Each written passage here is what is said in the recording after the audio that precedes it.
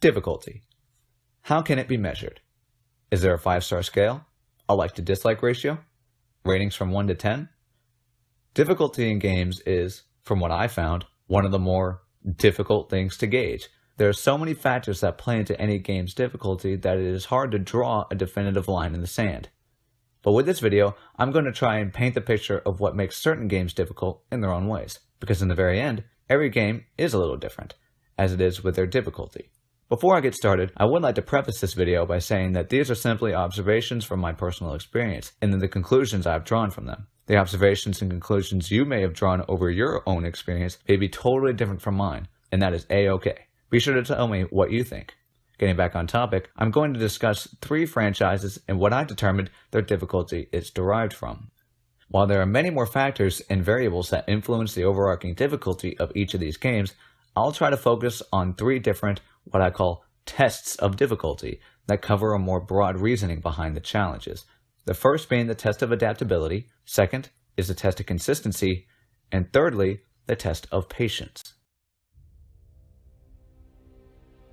Dark Souls. For many, the series has wrought countless hours of frustration and controller crushing. I myself am one of them. As of me writing this script, I am on my 3rd playthrough of Dark Souls, and I just beat the 4 Kings after more than 10 attempts. I am now the perfect example showing the difficulty brought to the table by the franchise. After one-shotting that boss on both of my previous playthroughs, I was not prepared for the jump in difficulty that a 3rd run would bring. For far too long, I could not adapt. I fell into the abyss thinking that this boss is gonna be a cakewalk, and I treated it as such. But when 3 homing missiles were shot in my direction, I did not know how to handle it. And I failed multiple times as I could not get it through my head that this boss was never meant to be easy. That is one of the many beauties that are evident in Dark Souls' difficulty. It tests your ability to adapt. I was so used to being able to damage the boss so quickly as before, I did not see the utter increase in scaling that the boss had in terms of both health and damage. So I paid the price by getting knocked around for over an hour. Getting down to it, that is Dark Souls' way of remaining steadfast in its challenge. One method may have worked before. You may have been able to strong-arm this boss previously, but as the new game starts, the world becomes stronger as you stagnate in power. You as the player can only get so strong before you reach your max. And the thing about Dark Souls is that the bosses have a lot more room to grow than the Chosen Undead or the Unkindled. That is why it is on you, the player, to adjust the way that you play in order to exploit the weaknesses that each boss may have in order to give you the edge. This requirement is the case because eventually the boss will, in most cases, become too resilient to the type of play that you bring to the table. You can dodge and weave all you want, but if you cannot tank this hit, you will die. You may never get staggered, but if you do not dodge this attack, Manus will have you flying across the room. Adaptability.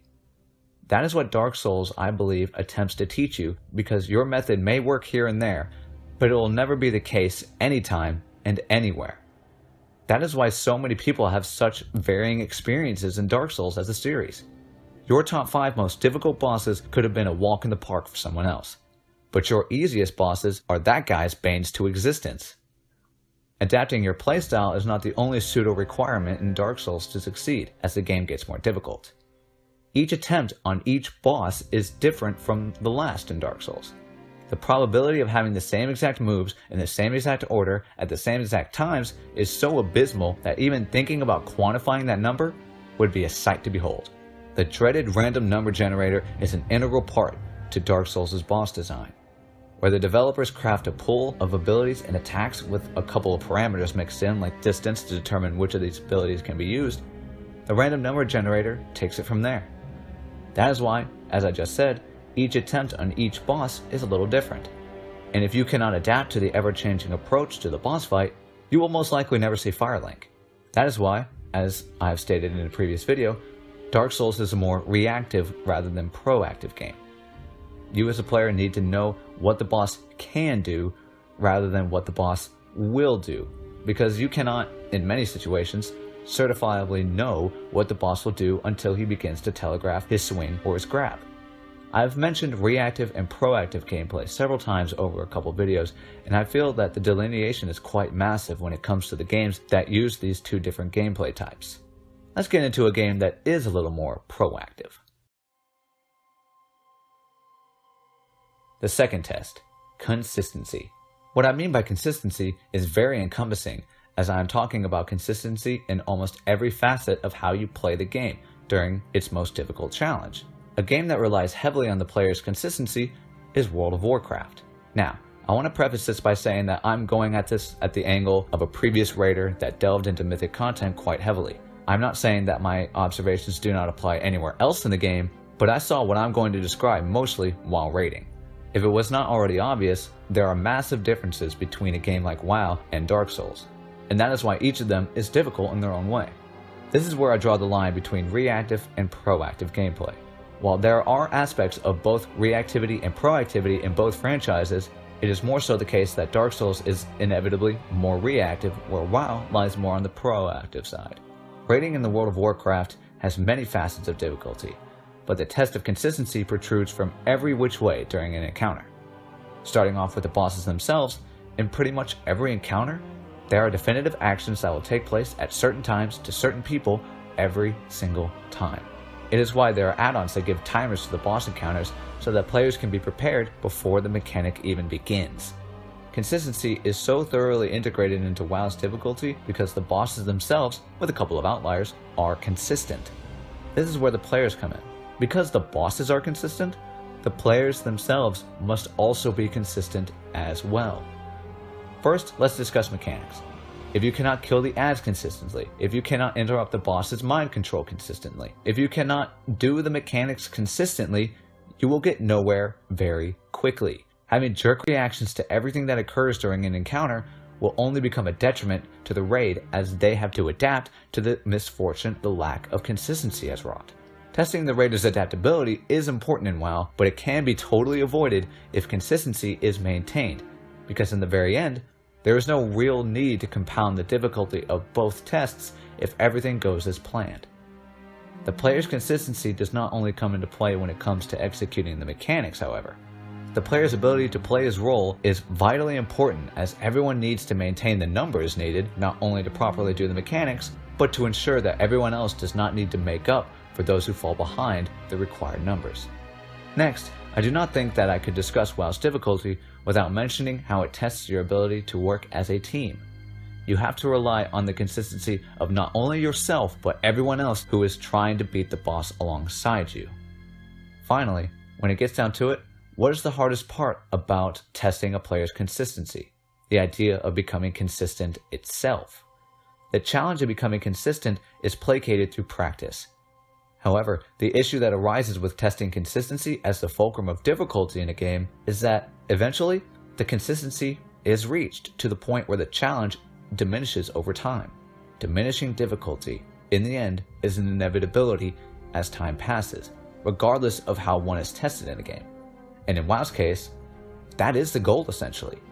You want to grow more powerful and make what was previously a worthy challenge a simple task, as proof that you have grown not only stronger through gear acquisition, but through revealing that you and your team have become consistent in ability. Everything ties together as consistency comes in three forms when playing WoW. The consistency of the boss, your own consistency as a player, and the consistency of your teammates. They are all utilized to craft the difficulty of learning and maintaining what is needed to overcome the challenge of raiding, and to prove you have grown stronger. Finally, the test of patience. Now this test is very broad and overly encompassing as well, as almost every game draws from testing the player's patience as they learn the ropes around the mechanics and the gameplay. Many, if not most, obstacles placed before the player revolve around observing how persistent one may be in any given challenge. If you are not willing to spend some time trying to find all the nooks and crannies of reading and interpreting how to defeat a boss or solve a puzzle, there are few, if no games I can think of, that you would be able to start, let alone finish. While the test of patience can be more of a background prop in terms of difficulty, in the way that both Dark Souls and WoW require players to be persistent in their attempts to overcome a challenge, there is another way patience can be tried in my eyes. That is in the way that both Elder Scrolls and Fallout gauge their difficulty. With settings ranging from novice to master, very easy to very hard, the way Bethesda has tried to make their titles more difficult is to test how patient the player is by making the world around him more resilient. But wait, the same thing could be said about Dark Souls, no? that is what New Game Plus is, an increase to health and damage. While this parallel is true between the two games, Dark Souls has the upper hand in my opinion, because with this increase in health and damage, it forces the player to try and take different approaches for different occasions, as there are still weaknesses the bosses have that can be exploited to give the increased health and damage less of an impact, however minor it is. On the other hand, concerning enemy design in both Elder Scrolls and even more so in Fallout, there are few delineations between a super mutant and a raider, a gunner or a synth. In most cases, bar a few special enemies, opponents out in the wasteland are the same, just with differing skins or armor. Therefore, the way you approach defeating these enemies is moreover the same, regardless of who you are fighting. The only thing that changes from very easy to very hard is how many bullets it'll take to bring your opposition down. As a result, you just have to be more patient when it comes to increasing the difficulty of these franchises. That is why focusing on testing the player's patience, I believe, is one of the weaker or less fulfilling forms of implementing difficulty. It does not take a whole lot of thought or consideration to just spend 3 magazines killing someone rather than just 1. However, I do believe that there is a reason behind this almost lack of effort to try and make either of these series more difficult through facets such as mechanics. Neither of these series are aiming to be challenging.